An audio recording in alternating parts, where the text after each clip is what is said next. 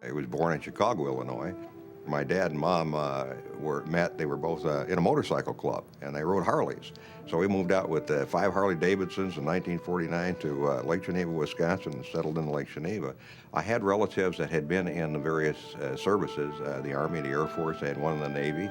I always enjoyed listening to their experiences in the service, and especially the whole idea of what it was like to serve. Being thankful for what we had in America and giving something back. And so I grew up knowing that I would have to give service somewhere, somehow, to help continue on the whole idea of maintaining this wonderful country we had and the freedoms that it had to offer. Harold Fritz enlisted in the Army in 1966, leaving behind his young wife and his studies. He graduated from Officer Candidate School as a second lieutenant in 1967 and was sent to Vietnam the following year with the 11th Armored Cavalry Regiment. In January 1969, Fritz, then a first lieutenant, was serving as platoon leader of Troop A, operating near Quan Loy. Their assignment was to escort and protect a convoy carrying fuel and supplies along Highway 13. Aside from some light NVA sniper fire, there was little sign of the deadly ambush that Fritz and his men would soon face. Leadership in a situation like an ambush is something that if you're doing what you're supposed to be doing, you don't have time to think about yourself. I was a 24-year-old lieutenant, and I was one of the older people over there. Most of my troops were 18, 19, and 20 years old. You're the person they're going to look to for leadership. People on the ground have more experience, been in country longer, but you're the leader. You're the one they're going to look at. And so you've got to give them the example for them to follow, not to fear. Being selected for that particular award, Medal of Honor, is it's just overwhelming. At first, it's disbelief. This is impossible. It's not an award that you go after. It's not. You don't become a winner. You're a recipient. Somebody saw that what I did they felt was appropriate for a recommendation, and I feel very humble and proud to be a recipient. But again, that's just something that causes me to say, I've got to represent well those that this represents. It's that simple.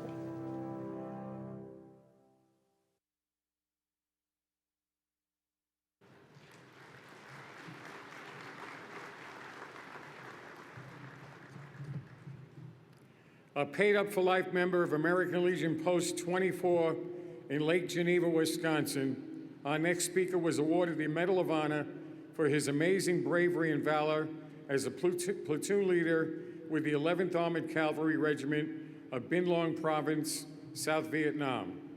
On January 11, 1969, his 7-vehicle armored column came under intense crossfire from an enemy ambush.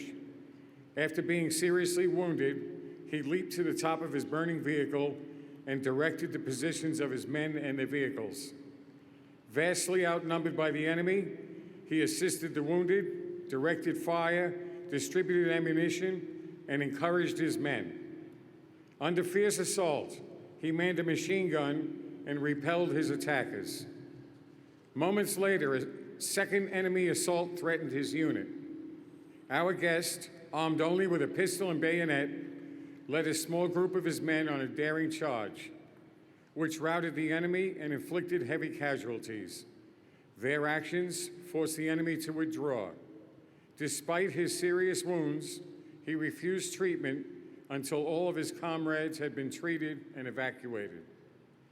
The Illinois native remained in the Army until 1993, when he retired as a lieutenant colonel. Ladies and gentlemen, please welcome a true American hero, Harold "Hal" Fritz.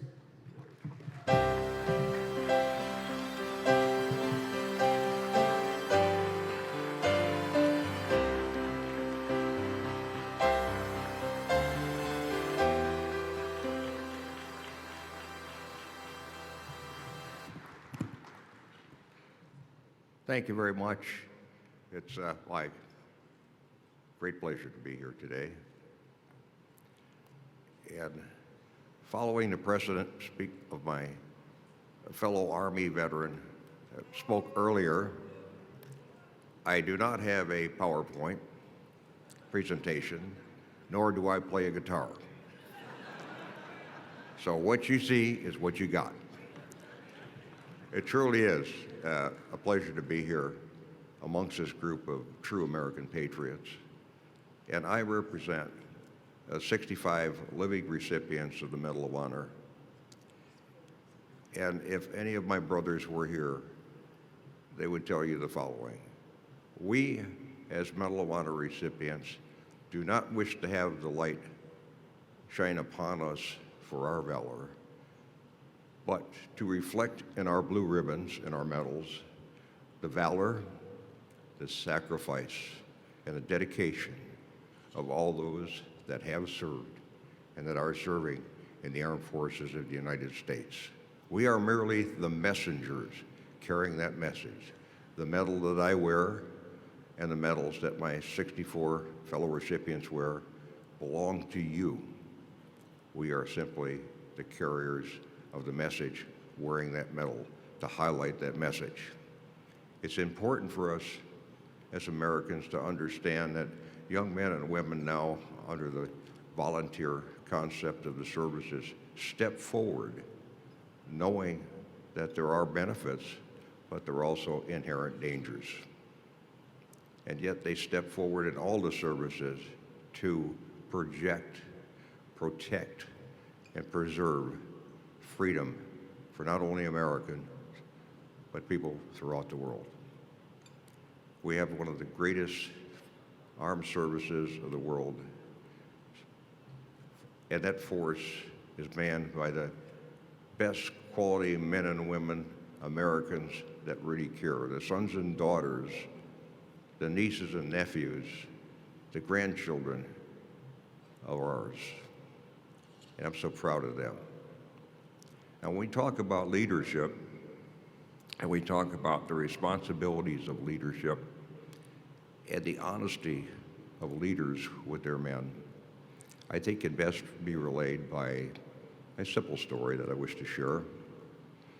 There was a young man, we'll call him John, and John was very successful, so successful that he had acquired wealth, a beautiful home, and people to assist him in managing his home and servants. Inviting his mother over for dinner one evening, he wished to express his appreciation to her for everything she did to help him in mentoring him to reach the aspire to the status that he had today. When the mother came to dinner, she recognized the beautiful home that John lived in, the beautiful dinner that they had, but she also noticed that the lady servant that was serving the dinner was young and rather attractive and seemed to lock gazes with John throughout the dinner. John, noticing his mother's apprehension, simply stated, "Mom, I want you to know that my relationship with the housekeeper is truly professional and only professional." And with that, they concluded the dinner, and Mom left. The housekeeper came to John later on and said, "John, I don't know what to say, but we're missing the silver ladle, the silver gravy ladle. And we were missing that since your mother was here last for dinner." John said, "Well, I don't think it was my mother, but I'll write her a nice little note." So John wrote a note that said, "Dear Mom, we enjoyed very much having you here for dinner. It was a wonderful experience. However, we're missing a silver gravy ladle. Now, I'm not saying that you took the silver gravy ladle, nor you didn't take the silver gravy ladle. I'm only saying that since you were here and left, it's been missing. Love, John." The mother received the letter, read the letter, and wrote back to John. John, thank you for your wonderful letter. Thank you for your wonderful evening. And regarding the silver gravy ladle, I'm not saying that you're sleeping with your housekeeper or you're not sleeping with your housekeeper. But had she been sleeping in her own bed, you would have found the silver gravy ladle. Love, John.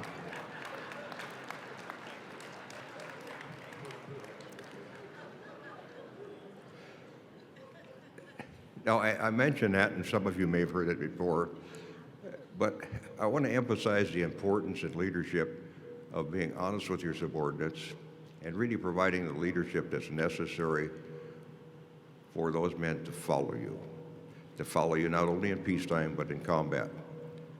And you've got to ensure as a leader that you will take care of your men besides executing the mission. You will ensure, and I've always told my people, I will never ask you to do something that I wouldn't do myself. And if you're on the battlefield and you're wounded, I'll get you evacuated. If you're on the battlefield and you happen to fall victim and you're killed, I will ensure that your body gets back to your family. And with that, we went forward. And as you heard in the tape, the men that I had were 17 to 20 years old. I was the oldest person. And my medic on that particular trip was a young man. He was 18 and a half, almost 19 years old, and this was his first combat.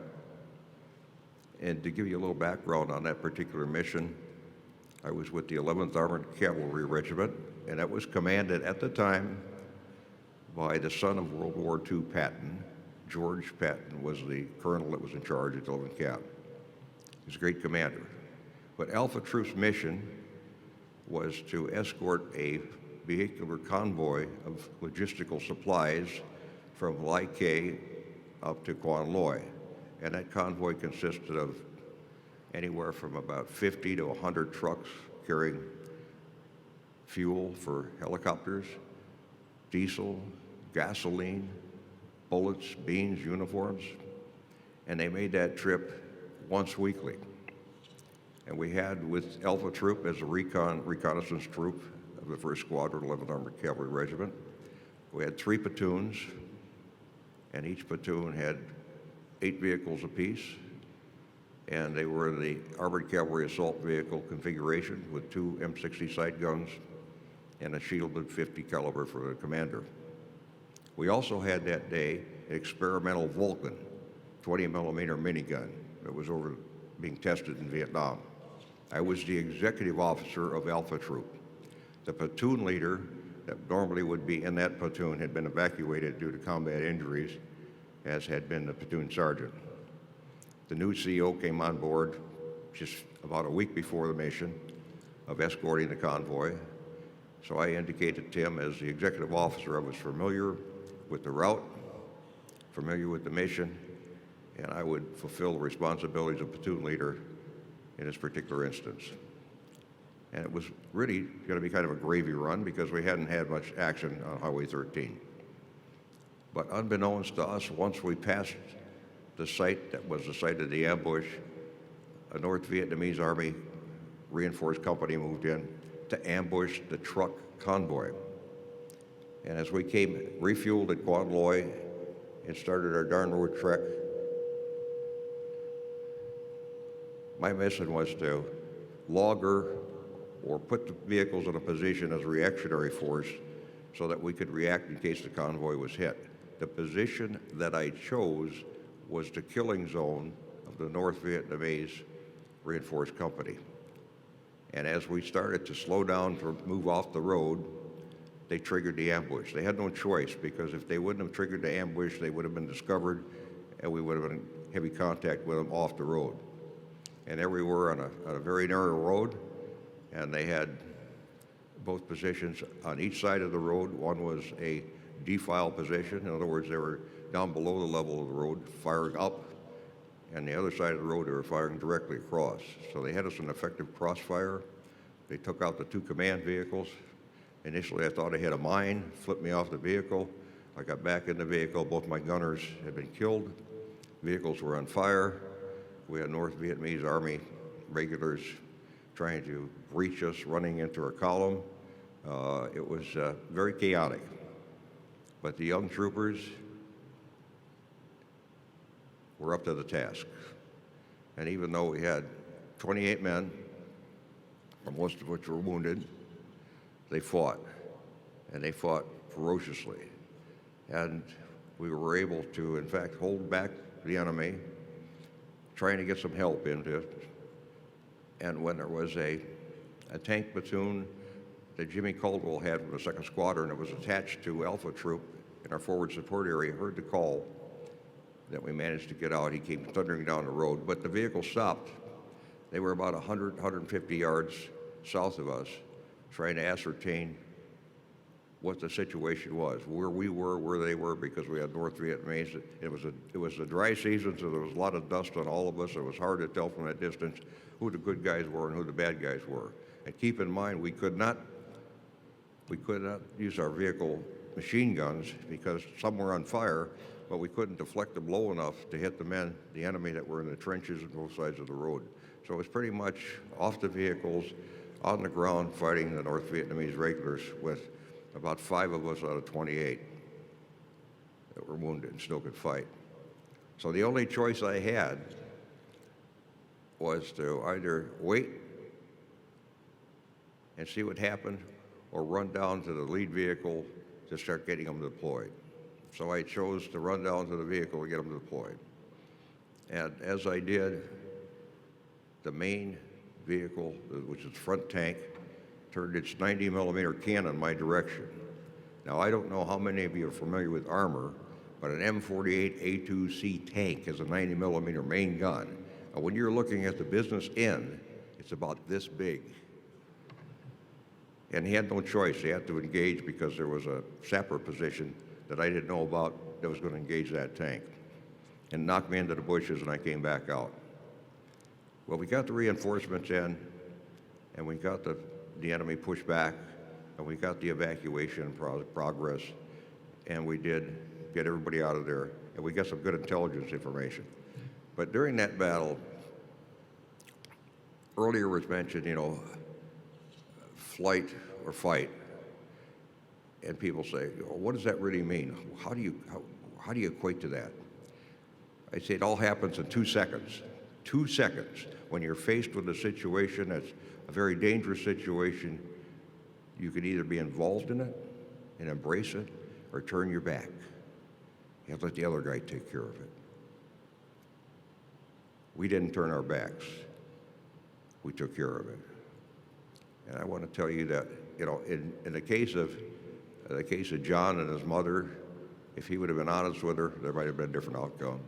But in our case, it was an outcome that favored the success of the men of the 11th Armored Cavalry Regiment. The North Vietnamese Reinforced Company was about 175 men in equipment, and we had 28 and 1 Vulcan. But it just shows you the fighting spirit and dedication of the American fighting man and woman. And I say that today because we've got women involved in the combat roles.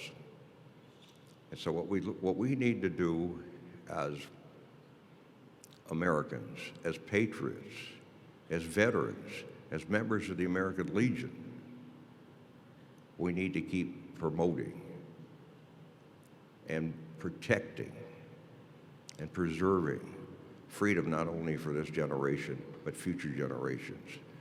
We've got the team to do that. We just make sure that everybody's part of it. And it doesn't matter what your contribution is. And I applaud all those members of the American Legion that are in leadership positions, number one, because that takes a lot of responsibility. That's one hell of a big challenge.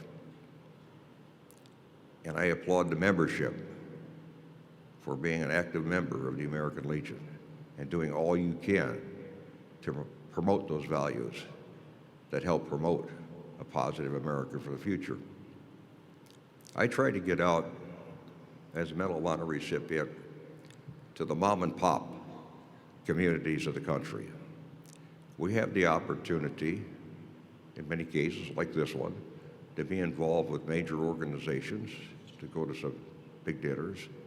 But we also need to get out there and talk to the local people, the local organizations, so they understand how we as Medal of Honor recipients envision the direction we're going, and to let them know that we're just ordinary Americans. I don't wear a Superman suit under this. My mother didn't have a Wonder Woman outfit on. They came from Chicago, blue-collar family, both their families, one came from Germany, immigrated, and one from Poland. They worked hard, blue-collar. My dad worked in a Kenosha plant to build Rambler cars. My mother worked with Motorola and I was a waitress. So it's important for Americans to understand that we, that is you and I, as dedicated Americans, are part of that fiber that keeps this country so strong. And we want them to join that. And I say this to anybody that says, well, what about the other guy? Ladies and gentlemen, when you get up in the morning, as you well probably know, and look in that mirror, you are the other guy, as are all Americans. We've got to work together. And the country's going through some turbulent times right now, and we've got a lot out there that are challenges that we face on a daily basis. And it's more of a, I don't know if it's, I really don't think it's a Republican versus Democrat versus Libertarian, da-da-da-da-da. I think it's a problem, a crisis that faces all Americans, that we got to come together on this thing and resolve it so that we don't kick the can down the road for our grandchildren to be stuck with. And that's literally what would happen if we don't do anything. And I'm not saying that you're not doing anything. I'm saying we need to continue to do what you're doing to support that effort, or a unified country, not a divided country. I mean, it's just, you look at the military organizations and what we've done in military organizations in terms of diversity, opportunity, leadership. What role models? Fantastic. And I've got friends in all the services. And I've got friends that are active in services and were veterans in service. And I'm talking about all 5 of the services, including the new Space Command. Wonderful opportunities there and great teams that are doing a great job. On the Medal of Honor Society, we are continuing to look at better ways of getting out into the community with our message. And we are now in the 2023, and quite frankly, I'm at 79 years old. I find some of it very challenging. And I don't know how many of you out there find some of the things challenging, but here's one of the things I find challenging. You know, my grandchildren come in and tell me, Grandpa, here's how you work the computer, and here's how you do the Apple, and here's how you get this app, and then I'll call somebody up with a problem, and I say, here's option 1, nope. Option 2, nope. Option 3, nope. Option 4, nope. Option 5, nope. I'm sorry, that's all your options, goodbye. You know, I like to talk to a human. And when my grandchildren come in, sometimes they're worried that I don't understand things as quickly as they do. So we've got to bring ourselves up to speed. We've got to involve the older generation as part of the team with the newer generation. Now, we're doing that right now with the Medal of Honor Society. 16 younger recipients are getting into the leadership roles. Our election comes up in November, and we will have new leadership. Presently, we've got one of the Afghanistanian recipients, Leroy Petrie, he's the president. The vice president, Jim McLaughlin, he's Vietnam, but his particular award was upgraded from a Silver Star. So we've got some of the young people in. Ryan Pitts is the treasurer. He's Afghanistan. And we've got people in the director's roles. We've got some of the older ones. I've got the 3rd District. But we're trying to infuse the younger guys into the leadership roles. And that's what the Legion's doing. The Legion's working at trying to get the younger people, and successfully getting the younger people into the leadership roles. You don't want to throw the old guys under the bus. You want to include them in your efforts, because that's part of the growth, the positive growth that you'll experience. Now, I've had a very positive experience with veterans organizations, and I think they all react very well to the mission of looking at where the country is and where it needs to go and how to get there. But we need to, and I spoke with the Coast Guard yesterday, a small group. As Dale Punch said, yeah, you spoke to all two of them. But actually, it was a small group. But what they're doing is this. They want to join other veterans organizations in their efforts to move forward in terms of publicizing and looking at supporting patriotism and a positive future for this country. And you know, that if you take the veteran voice and you unify, there's where your strength is. But sometimes up in Congress, you see the elected officials looking at not diversity, but division between veterans organizations. Groups that can't seem to come together because one doesn't want to take credit for the efforts of another one. We've got to eliminate that feeling. We've got to eliminate that feeling that we are working divided. And I think you've got the group here at the convention in the various states that are willing to do that, are working towards that. The potential's there. I think it's holds a great positive future for the country, and it sends the right message to the upcoming younger generation, and especially for the veterans that are leaving the services. Years ago, the younger veteran said, you know, if I join the American Legion or the BFW, you know, all they send me is a monthly magazine, and I get that, and then I could go to the local post for bingo night, fried chicken night, or sit there and watch television, drink beer, and smoke cigarettes years ago. And that was too competing for them. But what you see today are the veterans organizations, including those in the American Legion, that embrace the communities. And those are your posts and your districts that are most successful. So I would challenge you to continue to go that direction, because that does mean success. You're going to get the younger veteran involved because it's something that's offered to him that is something that he or she is looking for. And we certainly want to support the veterans, as the American Legion has, in all our efforts with our elected officials in terms of providing the best health care and benefits for those that have, in fact, paid the price with their dedication to the various services. So, to me, the mission's pretty simple. It's challenging, but pretty simple. We can't stop. We've got to keep pushing. We've got to keep pushing for unification of the organizations, bringing the younger recipients on board, putting them in some of the leadership roles, and showing that our organization is a viable, living, ever-changing organization that is there for the veteran and is there for America, which the American Legion is. And I'm proud to say that. So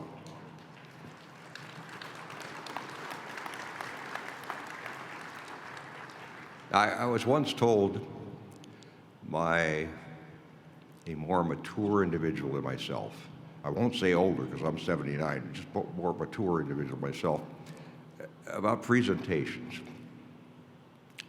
And he said, here's my take on presentations. And I said, okay. Now, this may be a little risque, so I don't want anybody to throw tomatoes at me or get up and walk out. But he has said this. He said, when you give a presentation, give it from the heart, first of all. And second of all, compare it to a lovely woman's skirt. Long enough to cover the subject, but short enough to make it interesting. Ladies and gentlemen, thank you very much. It's my pleasure to be here.